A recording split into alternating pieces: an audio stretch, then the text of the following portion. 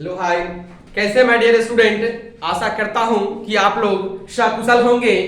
और आज आप लोग के बीच में मैं एक नया वीडियो लेके आ रहा हूं। वह है विद्युत फ्लक्स, जो बिहार विद्यालय परीक्षा समिति के लिए 2023 में होने वाले एग्जामिनेशन के लिए वीवीआई क्वेश्चन है। इस क्वेश्चन को आने की, इस प्रश्न को आने की प्रबल संभावना है। तो कहते हैं जीवन एक यात्रा है, जीवन एक यात्रा है, इसे जबरदस्ती तय न करे। जीवन एक यात्रा है, इसे जबरदस्ती न तय करे, बल्कि इसे जबरदस्त तरीका से तय करे। ठीक उसी प्रकार से मैं भी इस विद्युत फ्लक्स को आप लोग के बीच में जबरदस्त तरीका से पेश करने के लिए जा रहा हूं। इसे आप बारीकी से समझेंगे, समझने की कोशिश करेंगे। यदि किसी प्रकार की समस्या हो तो आप कमेंट के माध्यम से जरूर मुझे बताएंगे। मैं हर समस्या का समाधान करूंगा। और वीडियो यदि आपको पसंद आए तो लाइक और सब्सक्राइब जरूर करेंगे। इससे मेरा भी मोटिवेशन बढ़ेगा और मैं फिर आप लोग के बीच में अगला वीडियो लेकर के आऊंगा। धन्यवाद। तो आप लोग के बीच में हम जो अगला एपिसोड में जो पेश करने के लिए जा रहा हूं, विद्युत फ्लक्स। कहता है विद्युत फ्लक्स क्या होता है? कहता है किसी विद्युत क्षेत्र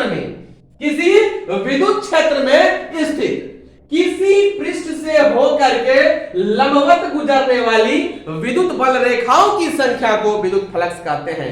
मतलब कोई क्या है, विद्युत क्षेत्र है, किसी विद्युत क्षेत्र में, मान लिया मेरा क्या है, विद्युत क्षेत्र है। इस विद्युत क्षेत्र में से या विद्युत क्षेत्र में स्थित किसी बिंदु से होकर के, तो मान लेते ये बिंदु से होकर के विद्युत बल रेखा जो लंबवत गुजर रही है, विद्युत बल रेखा की गुजरने वाली संख्या को, विद्युत बल रेखा की गुजरने वाली संख्या को विद्युत फ्लक्स कहते हैं। मतलब अब देखिए यहाँ पे जो ये क्षेत्र देखते हैं, ये सतह देखते हैं, सतह का जो क्षेत्रफल क्या है, सतह का क्षेत्रफल क्या है, ये है। अब ये यहां से गुजर रहा है, ये जो गुजर रहा है यहां से इस बिंदु से होकर गुजर रहा है, ये जो बिंदु देखते हैं इस बिंदु से होकर गुजर रहा है। तो बिंदु से होकर गुजर रहा है तो टोटल इसका क्षेत्रफल देखा जाए, कुल क्षेत्रफल यदि ये होगा तो ये वेरी स्मॉल एलिमेंट्री एरिया, मतलब अल्पांश बिंदु से होकर के गुजर रहा है। इसका मतलब इस बिंदु का क्षेत्रफल क्या होगा, अल्पांश होगा। मतलब उस अल्पांश को हम लोग कैसे लिखेंगे, तो डीए से लिखेंगे, सदिश डीए से।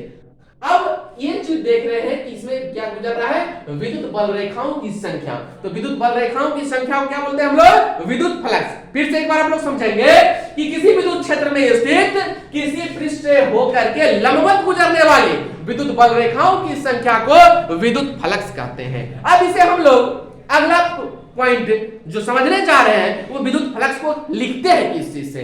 तो अगला पॉइंट में आप लोग के बीच में लिख रहे हैं, इसे आप लिखते चलेंगे। इसे फाई से सूचित किया जाता है। मतलब ये हुआ किया जाता है, कहने का मतलब है कि इस विद्युत फ्लक्स को हम लोग लिखते हैं फाई से। फाई का मतलब हो गया विद्युत फ्लक्स, फाई का मतलब विद्युत फ्लक्स।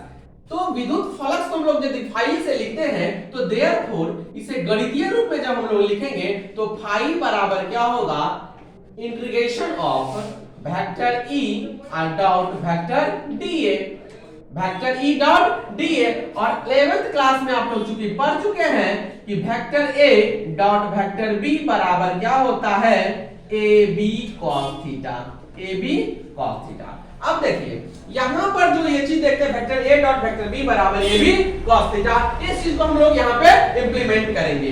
तो यहां फाई बराबर क्या हो रहा है, वेक्टर ई डॉट डी है। तो यहां पर जो ई डॉट डी है देखते हैं, पहले हम इस ई को, ई क्या है, कांस्टेंट है, इसको क्या करते हैं, बाहर निकालते हैं। कहां से, इंटीग्रेशन के स्कोप से हम लोग बाहर निकालते हैं। तो इंटीग्रेशन के जो स्कोप देख रहे हैं, इस इंटीग्रेशन के स्कोप से हम लोग बाहर निकाल दिए। तो इसमें आप क्लोज इंटीग्रेशन भी लगा सकते हैं। तो इस इंटीग्रेशन के स्कोप से हम लोग बाहर निकालेंगे तो यहां पे वेक्टर ई यदि बाहर आ जाएगा तो क्या होगा, क्लोज इंटीग्रेशन वेक्टर डीए हो जाएगा, वेक्टर डीए हो जाएगा। अब जैसा कि आप जानते हैं मैथमेटिक्स में आप लोग पढ़े होंगे, इस वेक्टर डीए का इंटीग्रेशन यदि हम लोग निकाले तो क्या निकल जाएगा, ए निकलेगा। तो इसका इंटीग्रेशन क्या हो गया, ए। अब जैसा कि मैंने यहां पे बताया कि vector A dot vector B बराबर क्या होता है, ए बी कॉस थीटा। तो यहां पर इस चीज को हम लोग क्या करेंगे, पुट करेंगे, मतलब इस फार्मूला पे हम लोग बैठाएंगे। तो यहां पे यदि इस फार्मूला पे हम लोग इसको तोड़ देंगे तो ऐसे भी आप लोग लिख सकते हैं डायरेक्ट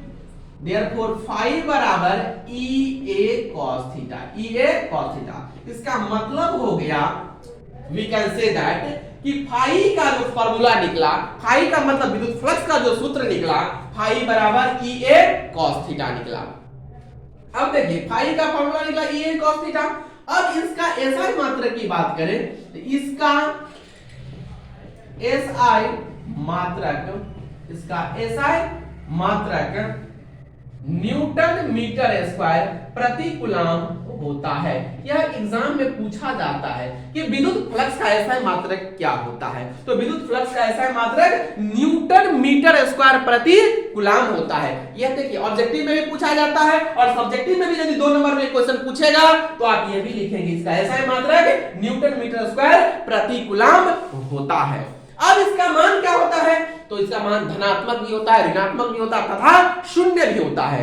इसका मान अगला पॉइंट में लिख रहे हैं, इसका मान धनात्मक मतलब भी, ऋणात्मक मतलब माइनस भी तथा शून्य भी होता है। मतलब विद्युत फ्लक्स का जो मान है धनात्मक भी होगा, ऋणात्मक भी होगा तथा शून्य भी होगा। इसका SI मात्रक भी देखे, इसका जो मान है वह भी देखे। और यह विद्युत फ्लक्स क्या है? एक अदिश राशि होता है। विद्युत फ्लक्स क्या होता है? अदिश राशि होता है। तो ऑब्जेक्टिव क्वेश्चन में भी पूछ देता है कभी काल कि विद्युत फ्लक्स कौन सी राशि है, तो विद्युत फ्लक्स क्या होता है? अदिश राशि होता है। कभी काल SI मात्रक पूछ देता है, तो SI मात्रक आपने देखा न्यूटन मीटर स्क्वायर प्रति कूलम होता है। तो ये था हमारा क्या? विद्युत फ्लक्स। आप लोग आशा करता हूं कि आप लोग समझ गए होंगे। फिर भी यदि किसी प्रकार की समस्या हो तो आप कमेंट करेंगे, मैं जरूर आप लोग को बताऊंगा। धन्यवाद। जय हिंद, जय भारत।